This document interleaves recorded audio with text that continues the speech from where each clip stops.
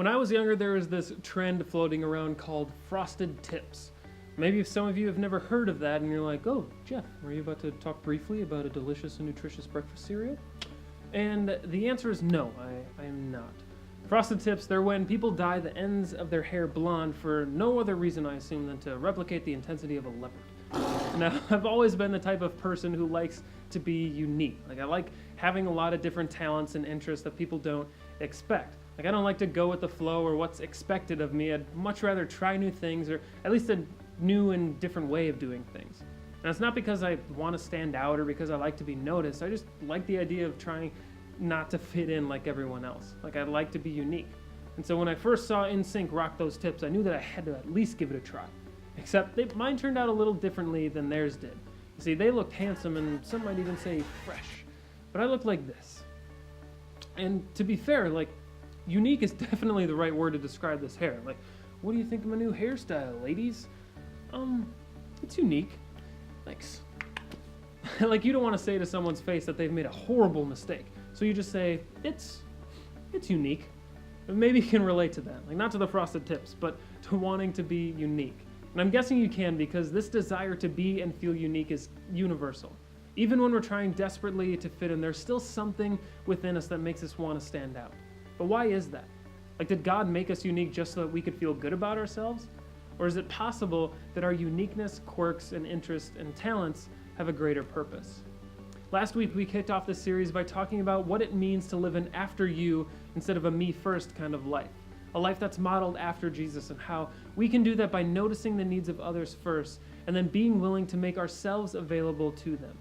And today, I want to keep that conversation going by getting a little more personal and specific, by talking about what makes you unique. There's a guy named Paul who wrote a lot of the New Testament.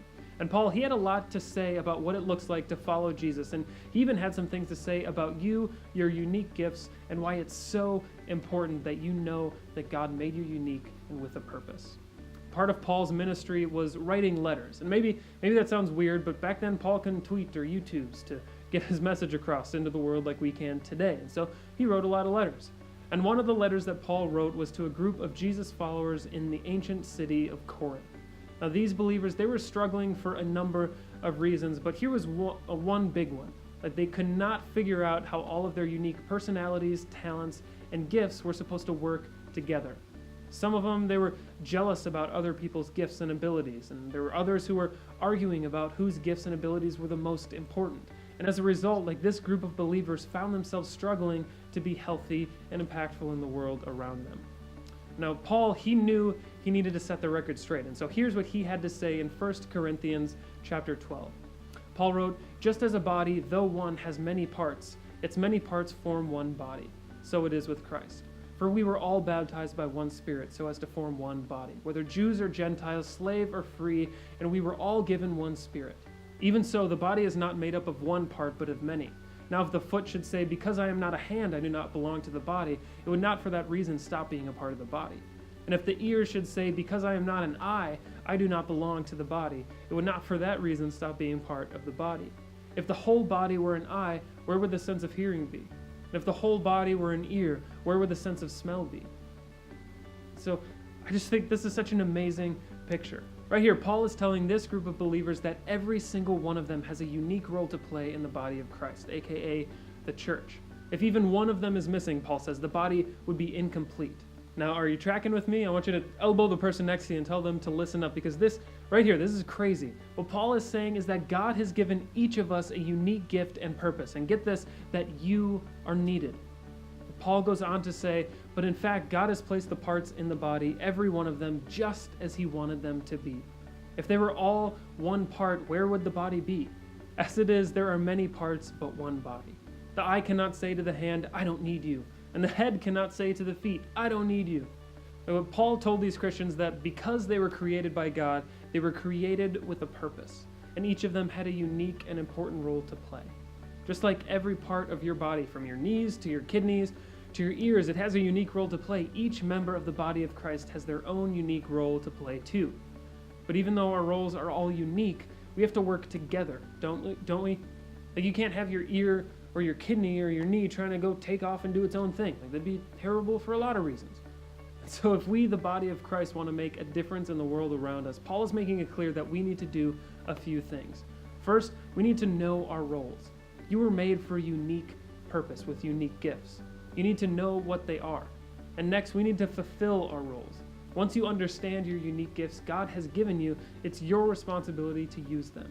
And then last, we need to support each other's roles. When you know what your unique gifts are, it's easier to honor someone else's gifts without getting jealous or critical. But how does learning about our own gifts relate to an after you kind of life? Here's where it gets so cool to see how God created us and what he created us for. 1 Peter 4:10, it says, each of you should use whatever gifts you have to serve others as faithful stewards of God's grace in its various forms. Like, God didn't just give you gifts to make you look good. He gave us gifts so that we can lift others up, so that we can serve them, so that we can make him look good. Because it's not all about us, it's way bigger than that. And when I realized that my unique gifts were directly related to my ability to serve others and make a difference in the world, it completely changed everything for me. And I think it could change a lot of things for you too. But now let me pause, because some of you might be thinking, fine and dandy, Jeff, but I don't even know what my gifts are. Like, how am I going to help people? I can't do anything. And let me just be the first to let you know, you couldn't be wronger. And yes, wronger is a word. I checked. Don't fact check me. But I get it. Like, I've been in that spot. I've thought that I might be the one person that God forgot to give gifts when he was making me. And that's just highly unlikely. And more than that, like, gifts are something that we have to discover. And so I encourage you to take time and discover your gifts. Like, are you an encourager? Do you love to teach? Are you great at organizing things or leading people? Maybe you love to bake or cook or host parties. Maybe you're a gifted musician or a photographer or a writer. Maybe you're really funny, or you know how to make awesome videos, or you're great at a sport or an activity. Like, all of these things are examples of gifts that could be unique to you. And there are countless more that I'm probably never even going to think of. Like, there is so much variety in the body of Christ, and that's beautiful. And so take some time to think about the gifts that you've been given, and then discover how to use your gifts. Because once we begin to discover how God has wired us, our next step is to use those gifts to serve others. Maybe that's something you do here at church or at school or in your community. You might decide to mentor someone younger than you, or offer to plan a big fundraiser, or help in a kid's classroom, or as a greeter. Like, whatever it is, there are so many things that you can do with your gifts. And do you know what's really cool? Like, hear this. The more that you step out and start to use your gifts, the more gifts that you'll develop and discover. But I know it's easier to blend in than it is to stand out. Like, when you embrace the things about you that are special and unique, you sometimes run the risk of being seen as different or weird. And I know that's especially hard in middle school and high school. I get it.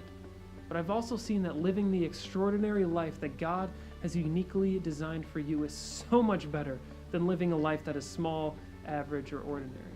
Like, God has more in store for you and for the world around you than you'll get by simply blending in. And so this week, what do you think would happen if you made it a point to discover and use your unique gifts?